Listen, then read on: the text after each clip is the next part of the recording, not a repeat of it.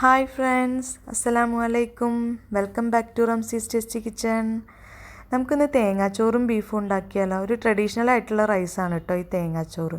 അതിൻ്റെ ബെസ്റ്റ് കോമ്പിനേഷനാണ് ഈ ബീഫ് കറി. അപ്പോൾ ഞാനിത് ആദ്യമായിട്ട് കഴിച്ചിട്ടുള്ള എൻ്റെ ഹസ്ബൻഡിൻ്റെ വീട്ടിൽ നിന്നാണ്. അവിടുത്തെ ഉമ്മ ഇടയ്ക്ക് ഉണ്ടാക്കാറുണ്ട്. ഈ റെസിപ്പി പറഞ്ഞു തന്നതും അവിടുത്തെ ഉമ്മയാണ് കേട്ടോ. അപ്പോൾ നമുക്ക് ഉണ്ടാക്കാൻ തുടങ്ങാം. തേങ്ങാച്ചോറ് ഉണ്ടാക്കാനായിട്ട് ഞാനിവിടെ മട്ടരിയാണ് ഇട്ട് എടുത്തിരിക്കുന്നത്. കഴുകി മാറ്റി വെച്ചിട്ടുള്ളതാണ്. ഈ ഗ്ലാസ്സിൽ 3 ഗ്ലാസ് അരിയാണ് കേട്ടോ ഞാൻ എടുത്തിരിക്കുന്നത്. എല്ലാവർക്കും അറിയുന്ന പോലെ മട്ടരി നല്ല വേവുള്ള അരിയാണ്. അപ്പോൾ അതിനനുസരിച്ച് നമ്മൾ വെള്ളം ചേർക്കണം. പിന്നെ നമുക്ക് വേണ്ടത് കുറച്ച് ചുവന്നുള്ളിയാണ്, കുറച്ച് അധികം വേണം. പിന്നെ 2 ടേബിൾ സ്പൂൺ ഉലുവ എടുത്തിട്ടുണ്ട് ഒരു മണത്തിന് വേണ്ടിയിട്ട്. പിന്നെ 2 തേങ്ങ ചിരവിയത്. ഉലുവ ഇടുന്നതൊന്നും കൂടി പോരുത് കേട്ടോ. ഉലുവ ഇട്ടത് കൂടി കഴിഞ്ഞാൽ കഴിക്കുള്ളൂ. ഈ ഒരു പാത്രത്തിലാണ് ഞാൻ വെക്കുന്നത്. അതിലേക്ക് കഴുകി മാറ്റി വെച്ചിട്ടുള്ള അരി ഇട്ട് കൊടുക്കുക. പിന്നെ ചുവന്നുള്ളി വലുതൊക്കെ ഞാൻ ജസ്റ്റ് നടുക കീറിയിട്ടുണ്ട്. പിന്നെ തേങ്ങ ഇട്ട് കൊടുക്കുക. 2 തേങ്ങ ചിരവിയതുണ്ടല്ലോ അതും കൂടി ഇട്ട് കൊടുക്കുക. പിന്നെ മണത്തിനായിട്ട് 2 ടേബിൾ സ്പൂൺ ഉലുവ ഇട്ട് കൊടുക്കുന്നുണ്ട്. പിന്നെ ആവശ്യത്തിന് ഉപ്പ് നോക്കിയിട്ട് ഇട്ട് കൊടുക്കുക. എന്നിട്ട് കൈകൊണ്ട് നന്നായിട്ട് മിക്സ് ചെയ്തെടുക്കുക. ആ തേങ്ങയുടെ ഒരു നനവിൽ കൈകൊണ്ട് നന്നായിട്ടൊന്ന് കുഴച്ചെടുക്കുക.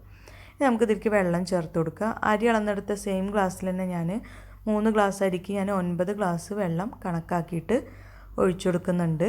പിന്നീട് അരി വേവിക്കുമ്പോൾ വേവ് കുറയുന്നുണ്ടെന്ന് കണ്ടു കഴിഞ്ഞാൽ പിന്നെ ചുടുവെള്ളം ചേർത്ത് കൊടുത്താൽ മതി കേട്ടോ. പിന്നെ പല അരിക്കും പല വേവാവുമല്ലോ, അപ്പോൾ അതിനനുസരിച്ച് ചേർത്ത് കൊടുക്കുക. നമുക്ക് ഇത് വേവിച്ചെടുക്കുക. ആദ്യം കുറച്ച് ഹൈ ഫ്ലെയിമിൽ വെച്ചിട്ട് പിന്നെ തിളച്ച് വരുമ്പോൾ മീഡിയം ഫ്ലെയിം ആക്കിയിട്ട് വേവിച്ചെടുത്താൽ മതി. നമുക്ക് ആ സമയം കൊണ്ട് ബീഫ് കറി റെഡിയാക്കി എടുക്കുക. അതിന് വേണ്ടിയിട്ട് ഞാൻ എല്ലോട് കൂടിയിട്ടുള്ള ബീഫാണ് എടുത്തിരിക്കുന്നത്. അത് ഞാൻ കുക്കറിലിട്ടിട്ടാണ് കേട്ടോ ഉണ്ടാക്കിയെടുക്കുന്നത്. കുക്കറിലേക്ക് ഇട്ട് കൊടുത്തിട്ട് ഇതിലേക്ക് വേണ്ടിയിട്ട് ഞാനിവിടെ കുറച്ച് ചുവന്നുള്ളി എടുത്തിട്ടുണ്ട്. പിന്നെ ഒരു സവാള അരിഞ്ഞ് വെച്ചത്, പിന്നെ ഇഞ്ചി വെളുത്തുള്ളി ചതച്ച് വെച്ചത്, പിന്നെ ഒരു ചെറിയ തക്കാളി അരിഞ്ഞത്, പിന്നെ 4 പച്ചമുളക് ഇങ്ങനെ കഷ്ണങ്ങളാക്കിയത്, പിന്നെ കുറച്ച് കറിവേപ്പില. കൂടുതൽ ചുവന്നുള്ളി എടുക്കുകയാണെങ്കിൽ അത്രയും നല്ലതാണ് കേട്ടോ. ഞാൻ ചുവന്നുള്ളി ഇല്ലാത്ത കാരണം അതിനനുസരിച്ചാണ് ഞാൻ സവാള എടുത്തിരിക്കുന്നത്. ഇത് മുഴുവൻ ചുവന്നുള്ളി എടുക്കുകയാണെങ്കിൽ അത്രയും നല്ലതാണ്. ഇത് നമുക്ക് ബീഫിലേക്ക് ഇട്ട് കൊടുക്കാം. ഇതിട്ട് കൊടുത്തതിന് ശേഷം ഞാൻ അതിലേക്ക് 1 ടീസ്പൂണ് ഉലുവ ഇട്ട് കൊടുക്കുന്നുണ്ട്. ഇതിലേക്ക് പൊടികൾ ചേർത്ത് കൊടുക്കുക. 1/2 ടീസ്പൂണ് മഞ്ഞൾപ്പൊടി, 1 ടീസ്പൂണ് ഗരം മസാല, പിന്നെ 5 ടേബിൾ സ്പൂണ് വറുത്ത മല്ലിപ്പൊടി തന്നെ വേണം കേട്ടോ. പിന്നെ 4 ടേബിൾ സ്പൂണ് കുരുമുളക് പൊടി. എരിവിനനുസരിച്ച് കുരുമുളക് പൊടിയൊക്കെ നിങ്ങൾ ചേർത്ത് കൊടുക്കുക.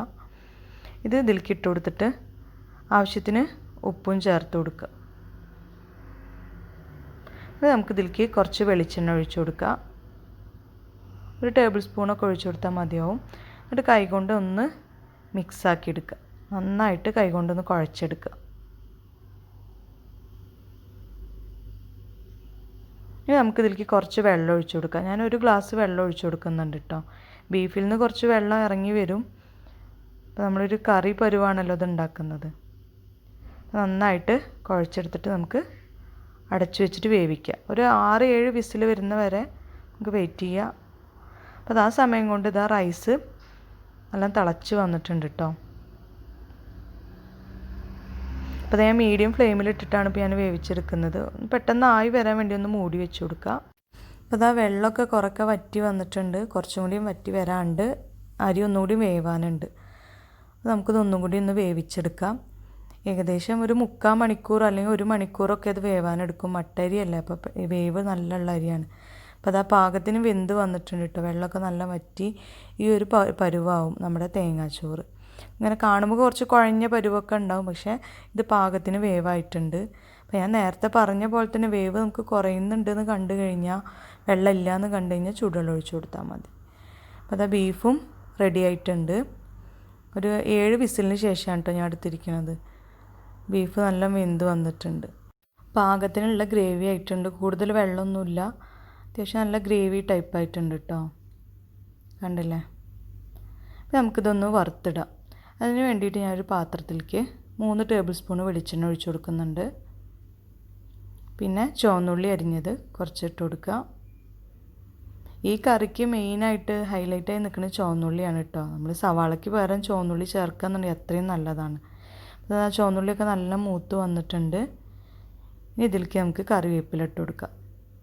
ഈ തൂമിക്കുമ്പോൾ കുറച്ച് കുരുമുളക് പൊടിയൊക്കെ ഇട്ടെടുത്താൽ നന്നായിരിക്കും. ഞാൻ ഇനി എരിവ് കൂടണ്ട വെച്ചിട്ടാണ് കേട്ടോ, അവിടെ കുട്ടികളൊക്കെ ഉള്ളത്. അപ്പോൾ എരിവ് കൂടണ്ട വിചാരിച്ചിട്ടാണ് ഇട്ട് കൊടുക്കാനിരുന്നത്. നമുക്കിതിലേക്ക് ആ കറി ഇതിലേക്ക് ഒഴിച്ചു കൊടുക്കാം.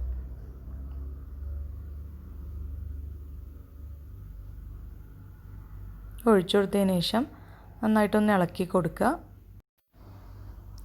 എന്നിട്ട് നമുക്ക് ഇതിൻ്റെ മുകളിലേക്ക് ഒരു മണത്തിന് വേണ്ടിയിട്ട് കുറച്ച് മല്ലിയില അരിഞ്ഞത് ഇട്ട് കൊടുക്കാം.